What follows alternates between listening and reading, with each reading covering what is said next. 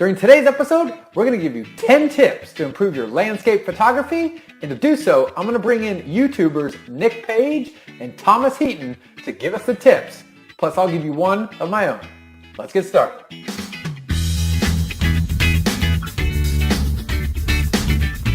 Hello, welcome to this video on Photography TV. We're here to educate, entertain, and inspire you around photography. Now, as I mentioned, during this video, we're going to have 10 tips to improve your landscape photography. Now, I pulled these tips from the full interview with both Nick and Thomas. So if you want to check out either one of those interviews, check the card, I don't know what side it's on, the little I button, to check out the full interviews. But let's go right into the tips. Well, the very first thing and the thing that people screw up the most is they just don't get out and do it. Landscape photography, exactly. Landscape photography is only as good as the place you're at. And so many people, they just don't dedicate the time to go out and, take that road trip to whatever local icon they have, and they don't take the time to go out and do it. So number one is you have to be there. You got to play to win. Get off the and couch. So exactly. And so that's tip one for sure. Tip two is to be there when the light is good or interesting or different. And it doesn't have to be the big dramatic epic sunset, but it doesn't hurt. But there's, anything that is different than the norm. The reason that those middle of the day photos that everybody, posts on Facebook from their cell phone, the reason that those are not good is because they're just so normal. They're the type of light that we see all day long. But the type of light, the more rare a particular type of light is, the more special it is and the better the photo is.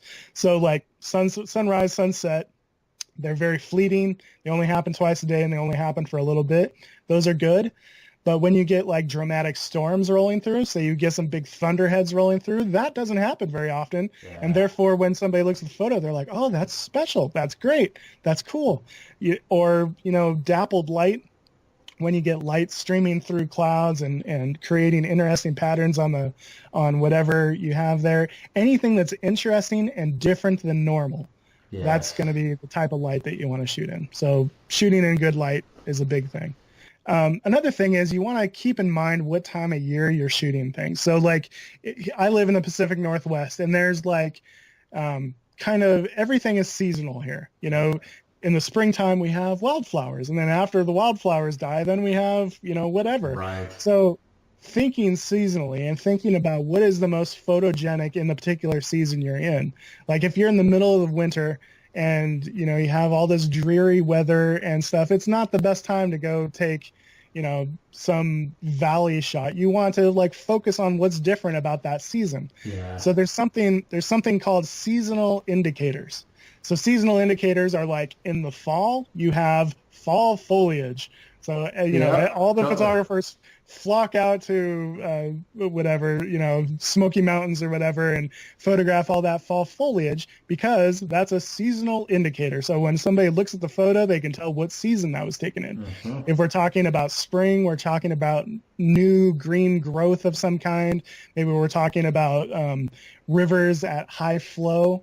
We have waterfalls in my area, so springtime is like the time to go photograph all the waterfalls while they have water in them, because in the middle of the summer they start looking sad, and like half of the waterfall has water going over it, other half doesn't. So whatever season you're in, even if this is just like a family road trip, think about what's going to be the photogenic for your time of season. And so thinking seasonally is another big thing for successful landscape photos. Love it. So with post-processing, one of the biggest mistakes that I see people do, especially when they learn Lightroom, right? And they learn, when you have a landscape photo, you bring down the highlights and boost the shadows. That's the first thing that all photographers start to do inside of Lightroom.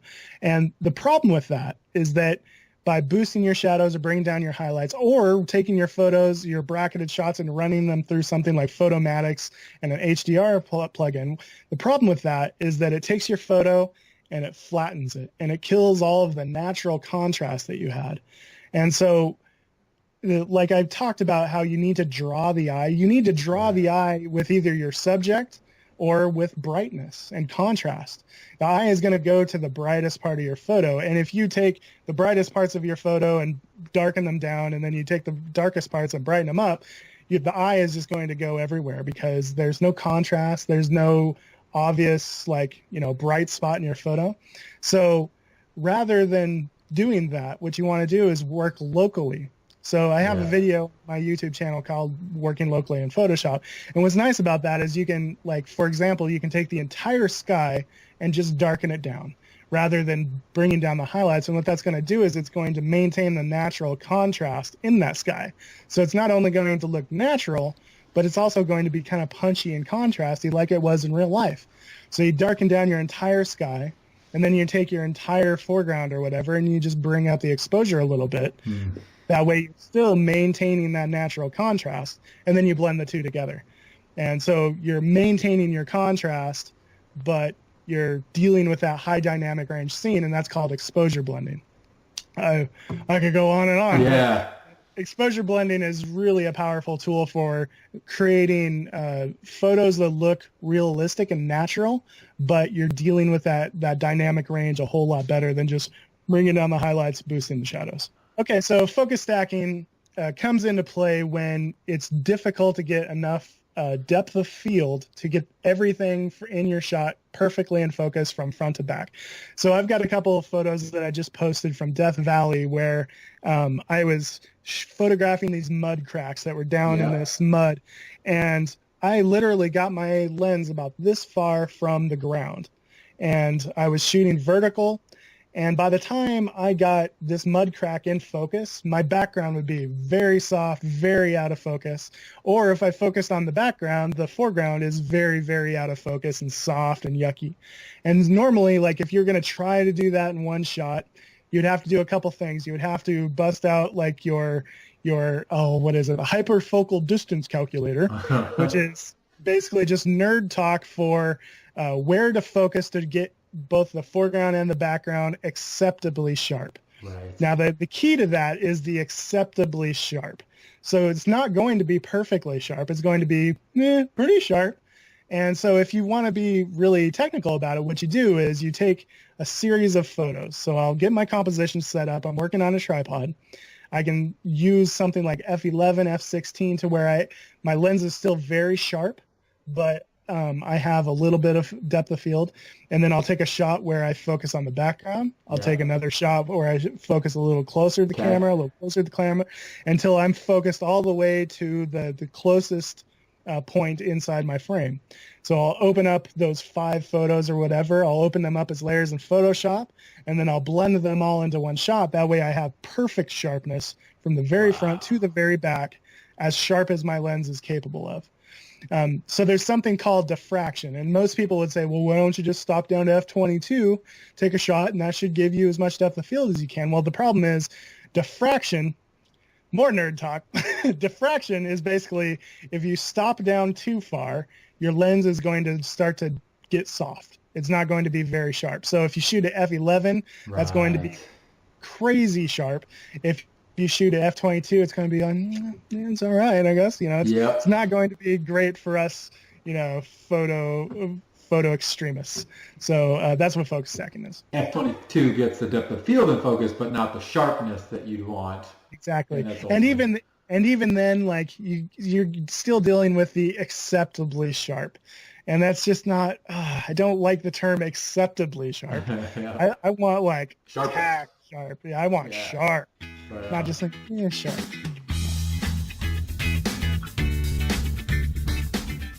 I have so many tips. Okay, get a tripod. Need a tripod. Wake up early. Wake up earlier than you think you need to be up, and stay out late. And just don't try too hard, okay?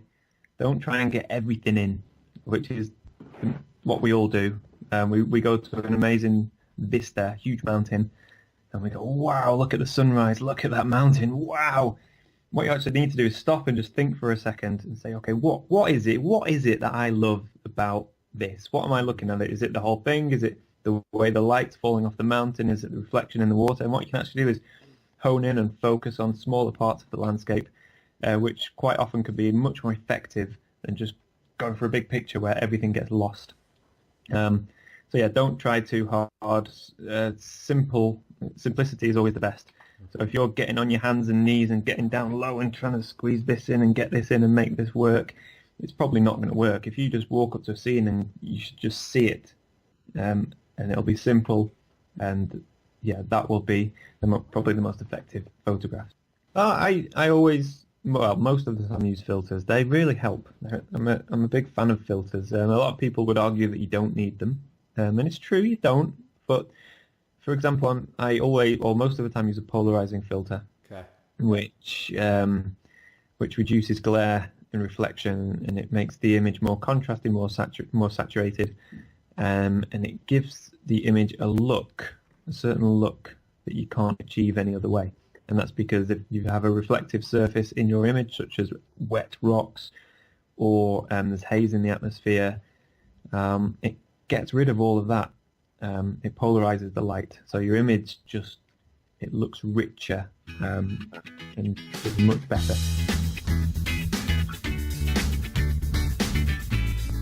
The tip that I'm going to give you is my favorite as it relates to landscape photography, which is when you set up your shot, remember to try to create depth in the scene. Let me show you what I mean. So look at this first photo. This is at Yosemite National Park. This is a very flat and boring photo. It's flat because there's just no depth to the scene. You have no perspective of how big the mountains are or anything like that. But take a look what happens when you create depth by using perspective and actually adding something into the foreground. So look at the improvement in this shot compared to that prior shot. And so you can see the reason for that, it's almost the exact same place that I was standing, the exact same camera angle. The difference is there is depth in this second shot, and there's perspective to really show you how big things are. And so that's the tip. Create depth. You can do that by adding different elements into the foreground, whether it's people, like that shot that I just showed you, or even bringing in elements of the landscape into the foreground, just to show the different size and perspective by creating depth. What makes you happy at work? Is it the opportunity for personal growth? Does adapting to new challenges excite you? Do you have the confidence to face whatever the day brings you? Are you present in your work? Do you know where to start?